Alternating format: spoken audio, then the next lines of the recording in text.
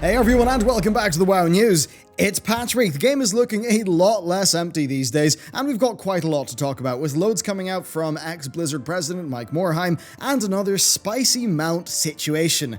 And on the topic of things that cost $25, Shaman Month ends over on our Patreon. You'll get these boys for $25 a month, 2 prints, vinyl sticker, shipping is included, so no worries if you're in the US, and that's pretty much the best way to support the channel in these days in our team. So, big thank you to everyone over on Patreon, and with that, let's get into patch 8.2. Yes, it's finally here. And you know what? It's kind of wild. I'm actually playing WoW again. Yeah, like I'll admit it, I've barely touched live in 2019. I've mostly been on the PTR doing things there, pretty much because I've known from my live character there'd be no point in playing it in 8.1 or 8.15 because, well, mainly 8.15, because 8.2 would just supersede all of it. And so far, I think 8.2 is working out quite well indeed. Mechagon is a great highlight. You know, things like, say, having to kite that vault rare mob, that's really fun. The cooperative mechanics on, you know, getting some of the rares, and even things like the Grav Pack. It's all just quite nicely designed and fun, so I've been liking that zone a lot. And then Azure is actually pretty solid as well. I mean, it's so much better than running around doing world quests on Kulturas and Zandalar. It's just a better zone. And as much as, say, the jellies are dumb, well, the Bejeweled and Line quests are pretty good. I like how the enemies there are also decently punishing. At least my rubbish 380 item level character, they were hitting a little bit, which was kind of refreshing to see in the game. Mana Pearls, I think they're a far better progression system than like Veiled Argonite. So yeah, I'm in, at least for now. It's nice to be back, and against the backdrop of generally greatly improved, a greatly improved setup, I'm definitely looking forward to getting more into Season 3. And with that, let's get into the news. The jellies. Oh wow. Yeah, the jellyfish. The hit registration on the Jellyfish Jumping World Quest was broken, at least for me. Now, it turned out you could just use a glider and really trivialize that, but Blizzard have hotfixed the game. They have said that the jellies are now a bit easier to traverse, so I assume that means that the hitboxes and the hit registration have been fixed up a bit. Then past that, Blizzard have fixed a number of other quest bugs, all fairly reasonable stuff, and to be honest, there's not much more to talk about with the game. The patch is out, it seems to be going pretty well, we're still waiting in Season 3, but of course that's not it for the news, because we do have Mike Morheim and a new store mount. So first up, Mike. Of course, Mike co-founded Blizzard and has really been with the company ever since, right up until he stepped down as president last year, having just exited his advisory role, I think in April, with Warcraft producer J. Allen Brack taking his place as Blizzard president. Now, he recently took part in a roundtable discussion that covered quite a lot, but, well, not really telling us much about why he actually left the company, and really on that, there has been a lot of speculation. There have been some of the employees who leaked to the press saying that he kind of didn't like where some things were going, with the layoffs looming and morale being reportedly quite low in the company. I think that sounds pretty understandable. We probably will not hear anything from the horse's mouth for quite some time indeed, but based off what I know from Blizzard, yeah, that stuff seems pretty likely. Plus, he also did have some misfires in the the decision making that his team produced. Overwatch 2 development was a little bit troubled, with the StarCraft shooter taking away resources and the StarCraft shooter being cancelled a few weeks ago, so that was likely one of his projects. I'm pretty sure he's a big StarCraft guy.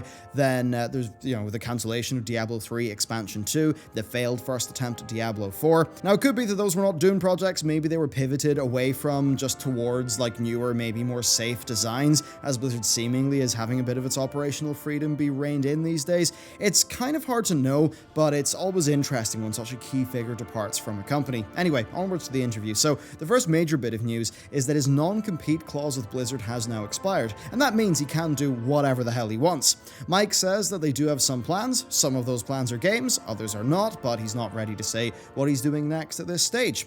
Now, be it self-funded or through investors, a figure like him pretty much will be able to move on to whatever he wants. Now, Mike did also talk about a number of Blizzard-related topics, saying that Heroes of the Storm failed because it was, quote, probably too late, even though he does think that the team made a great game. Now, in his opinion, they did not pursue Dota early enough, as they were very focused on World of Warcraft, even though there were actually more people playing Dota than Warcraft 3. He said that they, at the time though, felt like the community was doing a really good job and they didn't want to move in and disrupt that, and that frankly they felt they were just so busy doing World of Warcraft that they didn't do that, even though he said that if he could go back in time, yeah, he'd probably put a small team in Dota, or even have it be a small mode in StarCraft StarCraft 2. And yeah, I totally agree, like it just makes sense. The sheer amount of money the Blizzard missed out on by letting that genre escape them is honestly kind of staggering. Now, Mike also talked about the role of crunch, saying they probably would not have been successful without it in the early days. So he said this: Blizzard has definitely evolved around crunch. In the early days, we crunched hard to get games done. I think if you're a small studio and you're basically living or dying by the success of your next product, it takes a lot of sort of superhuman effort. At least it did for us. Now, he did go on to say that it's not sustainable overall, and that many companies are doing a better job these days. Now, what Mike is alluding to is pretty much just being a scrappy startup where agility and speed is king. As an example, StarCraft, upon its initial showcase, was panned. I think Orcs in Space is what they called it, only for them to rework that game at breakneck pace, put it out, and then have a massive success. Now, much of this crunch was clearly when they were a smaller company with smaller teams. Not quite a small, scrappy indie of like 7 or 8 people, but definitely not the Blizzard that we know of today. And I suppose things pretty much remain, in a way kind of like that. Startups and indies are fighting against 90% plus failure rates, but once companies are more established and it can be avoided, well, there's pretty much no forgiving crunch. These days, even indies are, I think, a lot more aware of the need to think about crunch and do all of that stuff in good order. And thinking about our studio, I mean, we crunched for about 5 days last year leading up to EGX, but since then, from memory, it's been totally normal work hours across the board. There's been no crunch or really overtime or anything like that. Now, sure, we could have crunched here or there to get a demo be in a better state, but from our experience in mishandling stuff like that in the past, we know that it's, crunch is often doing what is expedient and not doing what is right in the long term, and really the long term is what matters. Now, Mike did also move on to talk a little bit about Titan, saying that essentially they were, I don't want to say high in hubris, that's how it feels to me, but he said they wanted to make the sequel to World of Warcraft, a next generation MMO. He said that they failed to control scope, and that essentially the project was not coming together, which is all in line with what we previously know. Now, there was an interesting line about Diablo 3's auction house. After the negative reception, he went to the Diablo team and he asked them if they could snap their fingers and make it happen, would they remove the auction house? The team said yes, and that ended up being what they did, even though Mike said that there wasn't a clear way to justify it to management, but that it was the right call. Something that's kind of curious, knowing that that is the decision that led to Diablo 3 and Reaper of Souls being saved, but that even with that, Morheim's leadership team did cancel the second Diablo 3 expansion, which is something that I think is widely regarded as being a mistake. Then finally, he said that he most regrets StarCraft Ghost not working out. And I agree. I mean, Mike's a big StarCraft fan. I'm a big StarCraft fan. I still watch Pro StarCraft. He's often tweeting about its esports scene. So I imagine he's also pretty stung over the more recent StarCraft game being cancelled as well. Overall, it's quite interesting. I certainly wish the man the best, and I'll definitely be keeping a close eye on what he does next. But okay, with that, it's time for the moment you've all been waiting for. Here we go again. Blizzard have added the Sylverian Dreamer to the game. It's another 6-month subscription promo amount, and this time it's also been added to the in-game store at the same time, so people with existing 6-month subscriptions will get theirs by July 8th, and people who start a new 6-month sub will also get it. Then, of course, you can just buy it from the store for $25 with real money or via WoW token gold. How has this went down? Well, as always, it depends who you ask and where you go for your opinions. Store mounts have become an increasingly hot topic, I think, mostly between those who are concerned about their broader implications for the game versus people who think that the store mounts are very in isolation and don't impact other things, and that they're more of a take it or leave it sort of thing. And what does that mean? Well, to me it means that while the promo video may get downvoted into oblivion, I'm not going to shed a tear for him in that one, it's still going to sell really well for Blizz, right? Like, they're not trying to sell to the people who would be downvoting that in the first place. So this time, instead of doing the usual, let's just do a deep dive into the business model of World of Warcraft in the current day, how it actually works. I mean, this is even stuff the Blizzard PR has basically said to me. You might say that sounds crazy, but when I was talking about subscriber numbers, they said, you should really tell your audience that it's not about subscriber numbers. It's not the only metric of success. I'm like, well, here we go. So World of Warcraft has a large audience that are driven by cosmetic rewards. That audience will lap up optional purchases like this, and perhaps also things like, say, character race swaps for allied races. Now, when you get down to the cold numbers here, here, right? The per user revenue for those players who partake in those things, it's so much higher than people who only pay for a sub. And that's really where the push and pull comes, as these mounts are clearly, in my view, not in isolation from the rest of the game. So BFA has had 4 store mounts so far. You've got the Volpine Familiar, the Dreadwake, this, and Hogrus. That's $100 of mount. I mean, yes, 2 of them are bundled into the sub for the 6-month people, so a lot of people will just get those anyway, but, you know, take that stuff, throw in 2 character services per year, maybe a token or 2, maybe a character boost, and you can see how each one of these more revenue engaged users will be averaging out to like double, triple, quadruple the revenue of a player who's purely just playing the game. So the business side of Blizzard will see how WoW is a large game, and they'll see how it's got a diverse audience who play the game for different reasons. They'll then work out which segments of the audience are willing to pay more for certain purchases, and they're going to run the experiments, and that's pretty much how they've, how we've ended up here. World of Warcraft is probably making comparable money now to its peak subscriber number.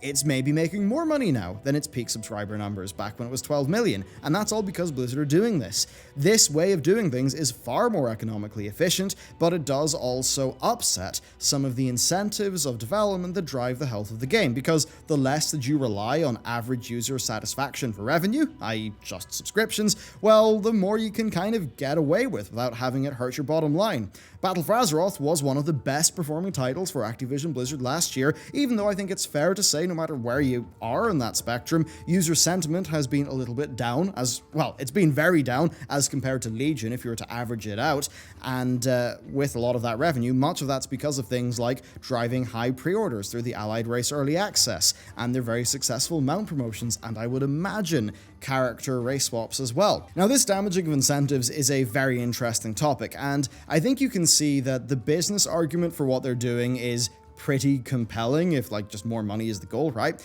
As I've outlined so far, but I mean, you all know how much I personally dislike the store mounts as a practice. Now, while this new one is reusing the rig from the Legion Stormdrakes, it's a unique model. It looks gorgeous. So much work has been put into the effects. It pretty much is one of the best looking mounts in Battle for Azeroth. Certainly, a lot of effort has been put into it. Now, what is the raid meta mount for Eternal Palace? It's just a recolor of one of the rays.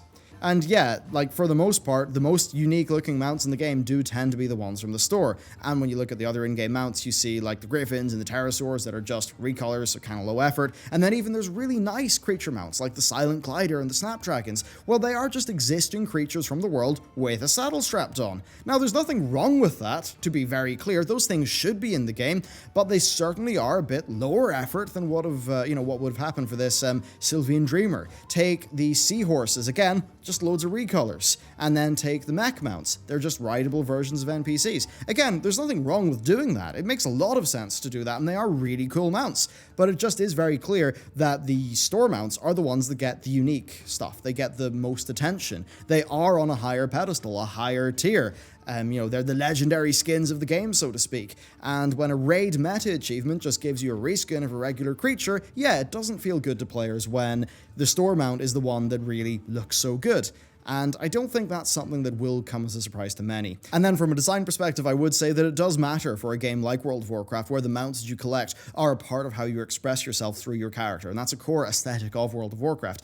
Now, I think that it is a bit more acceptable for this to happen when the game is overall in good shape, and it's true that, say, that crab mount in Azure, that's really pretty cool, pretty novel, but I think those points still do fundamentally stand quite strong on their own. As for the timing here, well, look, a new patch is launched. By most accounts, it's a pretty good patch. Certainly, I'd say it's as good as a BFA patch can be. It does not fix the core problems of the expansion entirely. Sure, Azerite gear's still a bit annoying to twiddle around with, but it does make a lot of progress. It's got 2 really solid zones. I personally like the Essence system. Sentiment will be pretty high with the game, but realistically, it's content that will last for about 3 months. So, why not lock people into the 6 months when they're most likely to make that purchase? It does make business sense. I mean, clearly, because Blizzard are doing it a second time. They have the numbers, they have the data. Now, I suppose you could argue that this presents a bit of a problem where Blizzard may start focusing more on their highly converting audience, in terms of, conversions, conversion rate for microtransactions, that kind of thing. After all, Blizzard have incredible telemetry. They have all the data in the world. They will know what types of content that store mount players tend to do, and maybe they'll focus on keeping those players happy more in content updates. That's maybe a bit tinfoil hatty, but it certainly is not unreasonable. Now, there is one rather scummy thing that I want to call up here, and I think regardless of what you think about the mount situation, this does feel bad. A CM conversation happened where a player purchased 180 days of game time and they didn't get the mount, with the CM saying that it has to be a subscription, but that the player could still purchase the mount. Bear in mind, the game time and the subscription for 6 months both cost the exact same. And that sure does feel off to me. Usually companies will be very decent, like they will be decent to a customer in a situation like that, and traditionally Blizzard have. And what this does show very much is that they have factored in the auto-renewing part of a subscription in their arithmetic here. I mean, look, are people going to remember their renew date perfectly in 6 months, especially if they've eased off playing the game towards maybe month 5 and 6? Blizzard know that plenty of people will just have it auto-renew without knowing. After all, why else would Blizzard only open up this promotion to people who purchase 6 months of renewing game time, not just 6 months of game time, especially when they have the exact same price? So that bit, that really does rub me the wrong way. But overall, yeah, it's another store mount. I tried to use this store mount story as a jumping off point to talk about the business side of things for World of Warcraft and just how the game is driven. I think there's a bit more value in me doing this than just kind of doing another segment where I tell you how I continue to not like store mounts, which, you know, would just be beating a dead horse because I've been saying I dislike store mounts for a very long time now, and actually thinking about that makes me feel old somehow. So there you go, that is it.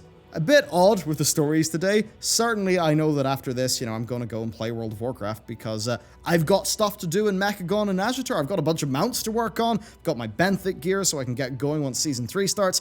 Oh, wow. It's actually good to be playing the game again, isn't it? So, thank you very much for watching this video. Let me know what you think about the patch down below. And with all that, thank you very much for watching, and I will see you next time.